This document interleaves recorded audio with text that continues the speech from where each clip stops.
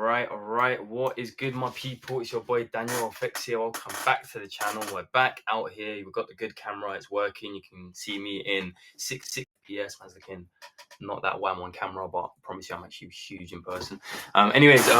This is episode 9, day 9 of the boot camp. Today we're going through some more technical analysis. I'm going to be giving you guys some more insights into my strategy and how I trade. There's a couple of things that are probably going to surprise you in this episode. I'm going to show you an indicator that I do occasionally use from time to time. I know you guys are going to go crazy in the comments like, Daniel, I thought you don't use indicators. I'm going to show you the actual use of how I use this very specific instrument, what scenarios to use it in, what scenarios not to use it in, why I actually even added it in to begin with, and some other things. Now, before we get into that, let's just quickly recap what we've been through, because I know it's been a couple of days since the last episode, and the last episode wasn't even technical. So let's quickly recap through the technicals. What have we currently been through at this point? Technical-wise, we've been through market structure. We've been through market sentiment. So you know how to identify a bias on a higher time frame. You know about daily market structure, daily market sentiment. We've been through a little bit of identifying key levels, previous structure, for example. We've been through beginner Elliott wave theory, impulsive and corrective waves, the two cycles that the market likes to move in. We've been through candlestick behavior. We've been through depletion. And again, these confluences by themselves, combined with the DXY correlation that we went through in like episode 2, this by itself is enough for you to build a trading strategy. It's enough for you to build a trading plan and an edge. Is it the best edge? Not necessarily. There's definitely some other things you can add that can slightly improve upon the edge. But that in and of itself, that information, just simply starting on a daily time frame, market structure, market sentiment, correlating with the dollar, zooming into like an hourly time frame, waiting for a test of structure, waiting for depletion, waiting for a sentiment shift, and then waiting for a change of character, that by itself can make you profitable. Listen to what I'm saying. That by itself, that one sentence I just said by itself, if you were to just follow that plan every day, come into the markets and do that correctly, you could be profitable. Again, it's a lot easier said than done because there's more factors that go into it. But the point that I'm making, and the point that I've been making for like the past 6, 7, 9 episodes even, is the fact that the technicals are minor. As long as you have somewhat of an edge over the market, you know what to avoid, you know how to not get faked out, you're trading with general momentum. It's not really like it's not that difficult. Like, that's all I can say. It's just not that difficult. The psychology, 100% difficult. Technicals, not that difficult. We are going to continue to add some more pieces of technicals where we still need to go through some smart money stuff like imbalances and maybe that's the same thing. Sorry, not imbalances, fair value gap, same thing. What is it? Liquidity grabs, order blocks. There are still some other concepts, but again, they're not really relevant. And there's a reason I haven't explained it up until now because it's not really relevant. The main foundation of my system is price action and it is price action trading.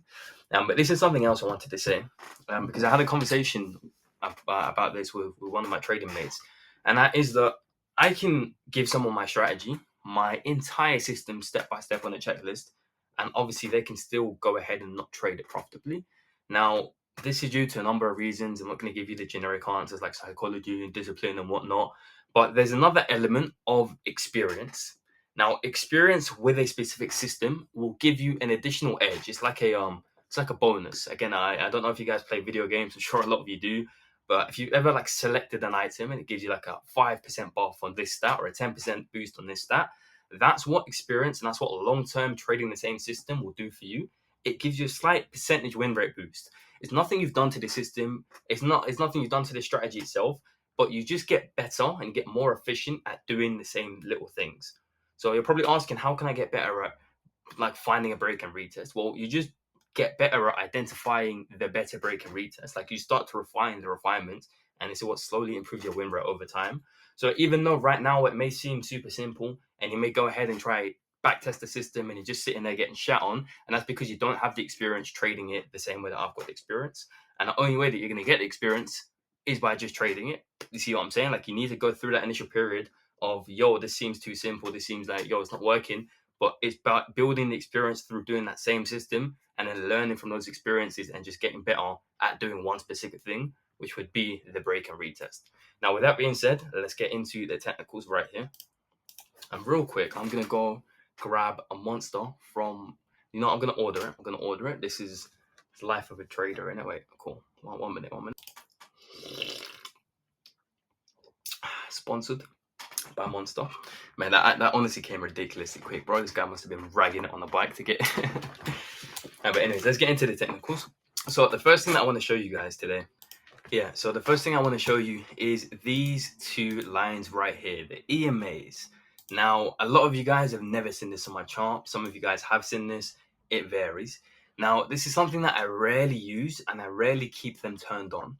That is because when you have indicators permanently on your chart, it's naturally going to make you bias. Whether or not you can see it or you can't, having any sort of line or any sort of like indicator or anything is naturally going to lead you towards a certain direction. It's going to lead you towards the upside, the downside, consolidation, whatever it is. You're going to be biased and you're going to fixate on that indicator. This is where a lot of people make a mistake, is they have an indicator and they only look at the indicator. For example, an RSI, a relative strength indicator. It may be able to accurately, within reason, obviously everything has its percentages, but within reason, it can give you a decent idea of where price action wants to move based off of whether or not it's oversold or underbought, oversold rather. Now, if you're just trading the RSI, you may miss every other indication that price is doing something else. For example, the RSI says you're super overbought, meaning you should be looking to retrace, or you should be looking to come further down. But everything else, the price action, the behavior, the sentiment, the dollar, everything else is pointing for price to continue bullish. And again, people make the mistake of just fixating on the indicator because how can the indicator be wrong, etc., etc. And this is why I primarily don't like to teach the EMAs, because people just like to fixate on the EMAs. And this is why I never really have them turned on, because anything that you can do with an indicator, you can just do yourself. Because again, you need to understand every single indicator, besides maybe a couple of them, are based off of price action. They're based off of these candlesticks that we're looking at right here. So if you can just learn to read the candlesticks, you can essentially get the same information from an indicator. You see what I'm saying? But again, there are some specific uses that this is beneficial for. But the first thing I'm going to teach you guys about how to use these EMAs right here is you never have them turned on. You always have them turned off. Whenever you start your analysis, they always start turned off. They're always on a naked chart. You read price action first. You go through the trading plan first. You do your market structure, your market sentiment. You correlate with the dollar. You zoom in. You find the key level. You wait for the retest. You wait for depletion, you wait for the change of character, you then wait for X, Y, and Z. And then after that, once you've already got your bias and you've already got a point of interest, you then turn on the EMAs and you do what I'm about to show you. Now, first and foremost, let me show you guys the settings for the EMAs. So I've got two EMAs. Now, my first one, this is the setting for it right here. It's the 8 EMA. The source should be on EMA, and your offset is on 0. Now, for me, this line is gray.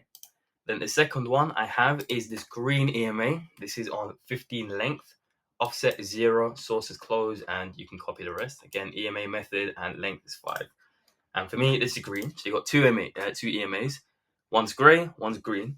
Now, before I actually get into how we use this, first I want to explain what this actually is that we're using. What is an EMA? Now, an EMA stands for exponential moving average, and essentially it's just a moving average. If you don't know what a moving average is, what it will do is it will take a combination of the past X amount of candles. So, for example, the 8 EMA will take the past 8 candles and it will mush them all into one line and calculate an average, and that's where it draws this line from. Now, there is multiple types of moving averages. You can get smooth moving average, an exponential, which we're using. You can get a regular moving average. You can get I think it's called an oversimplified moving average. There's multiple variations, and essentially they all slightly differ based off of how the how the moving averages are calculated. For example, a moving average, a regular moving average, is always going to be calculated on candle closure, because these are all lagging indicators. What a lagging indicator is something that's like it forms after price closes. So it's always going to be slightly behind. It's always slightly like delayed because it needs to wait for the candle to fully shut and then it can print a bit of information. Now, the EMAs are calculated the same way that other moving averages are calculated, but it calculates before the candle closure. Now, what this means is for smaller time frame trading and for more volatile instruments, like we're trading US 30 on a 5-minute time frame, that means that the lines form a little bit quicker. They form a little bit sooner, and it kind of anticipates where the line's actually going to be. Now, this has its own pros and cons. The pro is that it obviously forms quicker and you get your information like quicker on a 5-minute time frame on US 30. But the negative is that it leads to more fake outs and leads to more misinformation because you're not fully waiting for the candle to close before the line forms. So again, I'm going to be teaching you guys all of this here in a minute, but just keep this in mind. Cool. Now, if we come furthermore, let me find a better example. All right, cool. So I'm going to teach you guys 3 methods that you can, or 3 analysis bits that you can do with EMAs. First one, very, very easy. If you turn off the 15 EMA and you just leave the 8 EMA, very, very easy trick you can do is simply on a daily time frame. So if you're on the 1-day time frame, if price is below the EMA, you look for sells. If price is above the EMA, you look for buys. If price is inside the EMA or like it's kind of hovering back and forth, you're in a consolidated market and you don't trade it. Very, very easy rule. And again, this is something you can definitely do yourself. You should be able to do yourself and you shouldn't need to do this, but I just thought I'd throw it out there because it's additional information, because why not? But again, you should be able to do this yourself. If you need to turn on the EMAs to find out which direction you're trading in, like go back to market structure. But again, right here, prime example, we have an accumulation period right here on gold for like 2 weeks. And prices inside the EMA. The bodies are failing to actually clear anything. We're not clearly above it. We're not clearly below it. Clear consolidated period. That's probably the only real circumstance that's probably used the EMA on a daily time frame, is just to really confirm, okay, cool, we're in a consolidated period. Cool, that's one use. Very, very easy, very simple. Now, an additional use, and this is the main way you actually use the EMA, but it's for a momentum shift indication. Write that down, momentum shift indication. Now, keyword being indication. These are indicators. They indicate certain price action that like they're not profits. They don't predict it. It's an indication. Now, remember what I said earlier. We do structure first. We do sentiment first. We do the analysis first, and then we turn this on as a last little indication or last little confirmation of, okay, cool, the analysis makes sense. Let's risk a set percentage and let's take the trade. Now, what do I mean by EMA crossover? Well, pretty simple. You will have the EMAs form in a certain manner. So the green will be above the gray, or the gray will be above the green. And then there'll be a little shift to price action where they cross over each other. So the green will go above and the gray will go below, or vice versa. So let's look at this right here as an example. Now, granted, not super clear, but again, similar to a higher time frame, similar to the daily, whenever price is inside of the EMAs, you know you're in a consolidation, you know you're in an accumulation movement.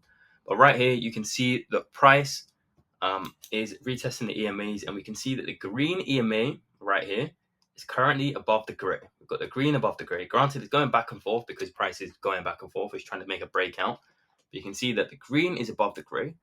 Then right here, and again, linking in some of the concepts that we went through last session, right here, after this three-pin depletion and price has a sentiment shift to the downside and also breaks a bit of 5-minute structure, what happens right here? Again, you can't really see it because it's hidden behind this candle, but right here, the green EMA closes and actually goes below the gray EMA, so they cross over each other.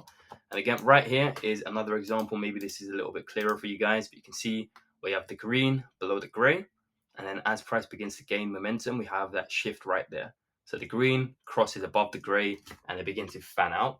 Now, whenever you see the EMAs fan out and move away from each other, again, volume indication that there's some sort of momentum entering the market. Now, bear in mind that this only works on certain instruments. If you try and use this on like GU, for example, it may work. You may have a decent win rate with it, but this is designed for momentum-based instruments. It's designed for instruments that like to carry the volume. For example, gold. This works very well on gold, actually. Silver, US 30, NASDAQ. You need momentum for this to make sense on how you're trading it. So in the context that we're using it in, it's kind of as a final confirmation before you take that breakout entry. There's very specific setups you want to be using this on. But usually, and just to give you guys a kind of heads up, and again, notice how we're building off of the same strategy. I'm going to draw the same schematic that I've been drawing for like the past 2 weeks. So again, let's say you're in a trending market, price forms some sort of key level, doesn't matter what the key level is, it can be an accumulation, it can be previous structure, it doesn't matter. Price forms a key level, has a breakout, and then as it has the breakout, you draw your key level and you wait for the retest. Price then comes back and it gives you a retest, again in the direction of the trend. At this point, you've done your daily structure, you've done your daily sentiment, you know where the dollar is going, everything's telling you to buy as it is. Price comes back, retest of key level. You then wait for the retest of the key level. You wait to see that depletion that we went through last session. So you wait to see that depletion, that little shift in sentiment, and maybe a little 5-minute change of character, like this right here. Now, coincidentally, after price retests the key level, it holds the level, shows you the depletion, and then gives you a 5-minute change of character in that direction. Do you know what is usually there conveniently? What's usually at that level? Well, usually it happens to be an EMA crossover. Conveniently, it's that last little indication as price has that depletion and has that change of character. And right here is actually a decent example. Granted, we don't know about the higher time frame, but just in terms of entry, right here, price is consolidating. We then have failure to break new structure. So you see how we retest the previous high, failed to break, price is clearly depleting. We have an indecision candle, and then the sentiment shifts right here, and we have a strong bearish candle that breaks previous structure to the left. Maybe a little bit of a liquidity grab, which we'll get into on the next session. But you see that depletion, change of character, we break to the lows, have a EMA cross, and again, the idea is that the higher time frame would already be telling you to trade in this direction, and it's that last little confirmation of, okay, cool, take the trade, and you take it. So that's another way you can use it.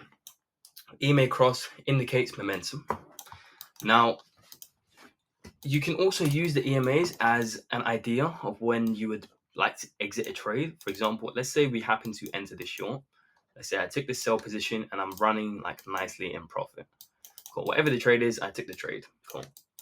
I'm running nicely in profit and I'm trading my stop loss. I'm going to teach you guys about trading and risk management and trade management and all of that at a later stage, but just for argument's sake right now, let's say I'm trading my stop loss. Now, how do I know when to exit the trade? How do I know when is it time for me to get out of this position? Well, the EMAs can also assist you with that. Now, notice how on the way down, while we've still got this bearish momentum, the EMAs are pretty far apart from each other. They're kind of fanning out. They're doing their own thing. They're moving that parallel to each other. And then as price begins to lose its momentum and it begins to kind of retrace, the EMAs come in together. And then eventually, if they come in far enough, they're a crossover. So you can do one or two things. You can either use the retest of the EMAs as your indication to, okay, cool, maybe I want to exit the trade as they move further together. Or you wait for the cross in the opposite direction. So right here, as price formed this last cross, you would look to exit the trade. See what I'm saying? So that's another way that you can use it as a potential kind of take profit zone, if you will. Now, furthermore, the last and final use for the EMAs, this one I don't really recommend. I don't use this at all. Very, very few scenarios I will use this in. But you can also theoretically use your EMAs as an area to put your stop loss. Now, obviously, this right here is not an actual trade. I want to point this out, but just for the fucking demonstration's sake, if I were to enter a trade here, I can use the EMAs as an area to put my stop loss, where to hide my SL. And the idea is that these lines act as like dynamic support and resistance. And it's like it's a point of interest. The price shouldn't really retest if there is the momentum that you think you're going to get. Now, again, I don't really recommend this. I think you should always put your stop loss below or above structure, depending on which direction you're trading in.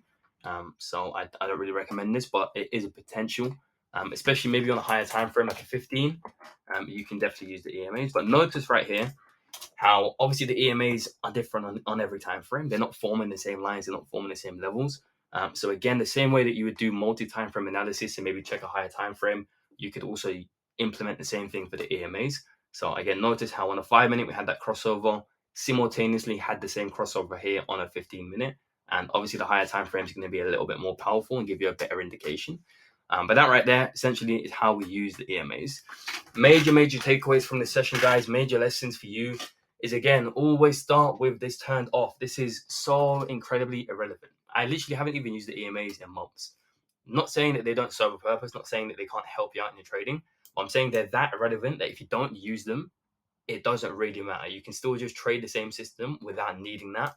But it's just some people like the visual aid, they like the mechanical edge of, okay, cool, this is telling me when to do this, when to do this. But it's definitely not needed, and this is not an essential step to the trading plan. So you don't need to see a crossover before you enter a trade. But if the crossover is present, you know that you're probably looking at the right area. You probably found a decent trade and it's looking good. You see what I'm saying? So, cool.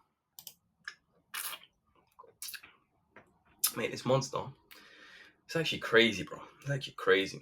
I mean, I don't even like drinking like energy drinks and all of this nonsense, but this pink monster, unbelievable. These guys need to sponsor me for real. All right, but anyways, I think I'm gonna leave this session right here. I know you guys probably want me to keep going, but I do have some more videos I need to film. I've got some other editing work to do. Still got some trading stuff I need to journal. Like, yeah, there's a lot going on. So bear with me. We're getting through these episodes as fast as we can. And again, same thing I said last session. If you want me to get more consistent with this, you know what to do. Run it up, blow it up, clip it, TikTok, all of that, and we'll all get more active with it. Furthermore, someone said this in the last video, but probably at the end of this boot camp, at the end of the series, I'm gonna do a giveaway. I'm gonna give some of you guys some funded accounts and whatnot. So there's definitely some incentives, and the people who happen to have actually gone out their way to clip shit and actually gain a bit of traction or a bit of engagement for the channel and whatnot, will definitely be. Let me pick my words wisely. They will be rewarded. We'll call it that. They'll be rewarded. Now, I'm not saying I'm gonna rig the giveaway or anything, but yeah, probability booster. We'll call it that. We'll call it probability booster for the real ones out there. But yeah, besides from that, later on today, again, I don't know when you guys are seeing this because like right now, what's the time? Yeah, right now it's like 4. I still need to edit this video. Well, not really edit it too much, but export it and then upload it, and then that takes a couple of hours anyway. So by the time you're seeing this, there may also be another video on YouTube called how to calculate lot sizing on indices. So look out for that. But yeah, anyways, so we're gonna leave it there. Run it up, guys. Like, share, comment, all of that, and yeah, let me know if you've got any questions in the comments. Furthermore, just before I dip out, and I know probably a lot of you guys have dipped out already, so no one's really gonna see this last little clip. But maybe, just maybe, if, and again, this depends on the engagement, but if we get enough people, we can do a live session, like maybe like episode 10 or episode 11 of the bootcamp. We do it as a live session, and I also record it and put it on YouTube. So let me know what you guys think about that in the comments, and that is pretty much it. I'm out.